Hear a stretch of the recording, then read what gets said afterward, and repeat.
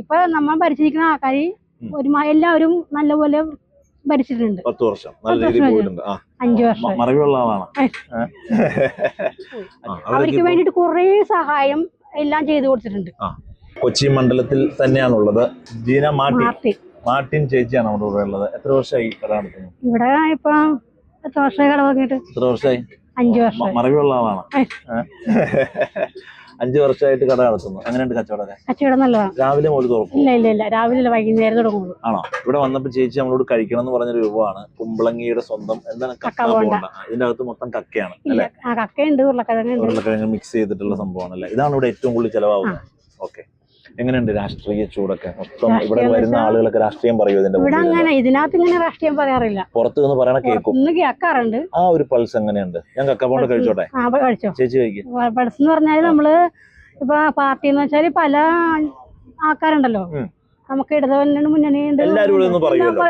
കേൾക്കുമ്പോ നമുക്ക് പറയാനുള്ള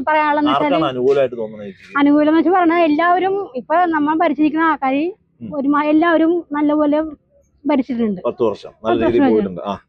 ശരിക്കും പറഞ്ഞാ നമ്മുടെ ഇപ്പൊ ഈ രാജ്യത്ത് ഏറ്റവും ഇത് വേണ്ട നമുക്ക് സാധാരണക്കാർക്ക് വേണ്ട ഒരു എന്ന് വെച്ചാല് അവരുടെ മനസ്സറിഞ്ഞ് കണ്ടു പ്രവർത്തിക്കണം ഒരു രാഷ്ട്രീയം വേണമെന്ന് ഞാൻ പറയണം. കാരണം 10 വർഷമായിട്ട് ഉണ്ട്.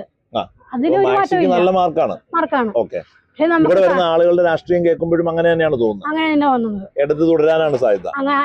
അങ്ങനെ തന്നെ പോകാനാണ് സാധ്യത. പിന്നെ കൂടുതൽ ഞാൻ പറയാന്ന് വെച്ചാൽ ഇപ്പൊ ഒരു വന്നു പോയ ആൾക്കാർ പുതിയ ആൾക്കാരും വന്നോന്നാണ് ഞാൻ പറയണത്.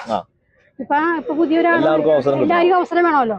ഇപ്പൊ ഒരാള് വന്ന് ഭരിച്ച് കഴിഞ്ഞ് അവരുടെ ഇത് കണ്ട് അവസരം കൊടുക്കണം. പക്ഷെ അയാളുടെ പെരുമാറ്റം എങ്ങനെയാണെന്ന് നമ്മള് ഈ ഭാഗത്തേക്ക് ഇന്നലെ വന്നിട്ട് പോയായിരുന്നു. ഞാൻ കണ്ടില്ല. ഞാൻ ജോലിക്ക് പോണേ. ജോലിക്ക് പോണാറ് എനിക്ക് കാണാൻ പറ്റില്ല. ഷിയാസിൽ എന്താ ചേച്ചി കാണുന്ന ഒരു പോസിറ്റീവ് കാണുന്ന വെച്ചാൽ നമ്മള് കണ്ടിട്ടില്ല. എന്നാലും ഞാൻ പറഞ്ഞ മറ്റേ ജനങ്ങളെ കൂടി നമ്മൾ സഹകരിച്ച് പോണം.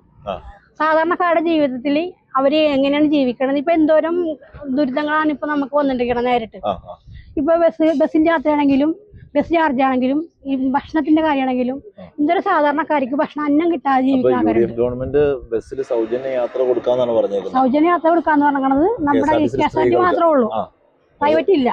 സാധാരണക്കാർക്ക് ഇപ്പോഴും അതേപോലെ പറയാൻ പറ്റില്ല. എന്നാലും നമ്മള് സാധാരണക്കാർ ജീവിക്കണ്ടല്ലോ. ബസ്സിൽ കൂടി പോകണം. നമുക്ക് ചിലപ്പോ 1 രൂപ പോലും എടുക്കാൻ പറ്റാത്ത സാഹചര്യത്തിലുള്ള ആൾക്കാരുണ്ടാവും. അവർക്ക് ഒരു തുണയായിട്ട് എന്താണ് അവർക്ക് അവരുടെ കയ്യിൽ നിന്ന് എന്താണ് പോകുന്നത്, നമുക്ക് എന്ത് ചെയ്യാൻ പറ്റും എന്നൊക്കെ അറിഞ്ഞ് ജീവിക്കാവുന്ന ഒരു രാഷ്ട്രീയം. ഇപ്പൊ പെൻഷൻ കിട്ടുന്ന ആൾക്കാരുണ്ട്.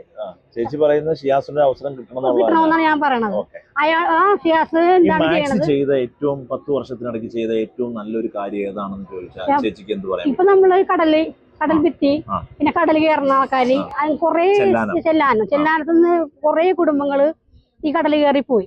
അവർക്ക് വേണ്ടിട്ട് കുറെ സഹായം എല്ലാം ചെയ്തു കൊടുത്തിട്ടുണ്ട്. അവര് എന്തോരം ജനങ്ങളാണ് സാധാരണക്കാര് കടത്തിണ്ണകളിലും വീടുകളിലൊക്കെ എല്ലാം കിടക്കുന്നത്. അതുപോലെ കുറെ കുടുംബങ്ങൾക്ക് വീട് വെച്ച് സഹായിച്ചിട്ടുണ്ട്. എല്ലാ ആളുകളും അങ്ങനെ ജനക്ഷേമ പ്രവർത്തനങ്ങളൊക്കെ ഏറ്റെടുത്തേക്കുന്ന ഒരു സർക്കാർ വെറുതെ മറ്റൊരാൾക്ക് അവസരം കൊടുക്കാൻ വേണ്ടി മാറേണ്ട കാര്യമുണ്ടോ? മാറേണ്ട കാര്യമില്ല. എന്നാലും ഞാൻ പറയുന്ന ഗവൺമെന്റിന് നമ്മളൊരു അംഗീകാരം കൊടുക്കല്ലേ വേണം. അംഗീകാരം കൊടുക്കണം. ജനങ്ങൾ അങ്ങനെ ചിന്തിക്കാനല്ലേ സാധ്യതയുള്ളൂ.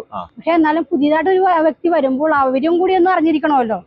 നമ്മളാ ജനങ്ങളുടെ കാര്യങ്ങളും ഇയാള് എങ്ങനെ ചെയ്യും, എങ്ങനെ ജീന ചേച്ചി ചിലപ്പം വലതോരം പിടിക്കാൻ സാധ്യതയുണ്ട്. ഞാൻ അങ്ങനെയൊന്നുമില്ല. ഞാൻ പറഞ്ഞതെന്ന് വെച്ചാൽ നമുക്കങ്ങനെ ഇന്നത് ഇയാളെ ഇന്നതൊന്നുമില്ല. നമ്മള് പണിയെടുത്താൽ നമുക്ക് കഴിയാം. അത്രയും നമുക്ക് ഇതുള്ളൂ. പിന്നെ നമുക്ക് സാധാരണക്കാർ ജീവിക്കണ പോലെ നോക്കാം. വളരെ സന്തോഷം ചേച്ചി, വളരെ സന്തോഷം.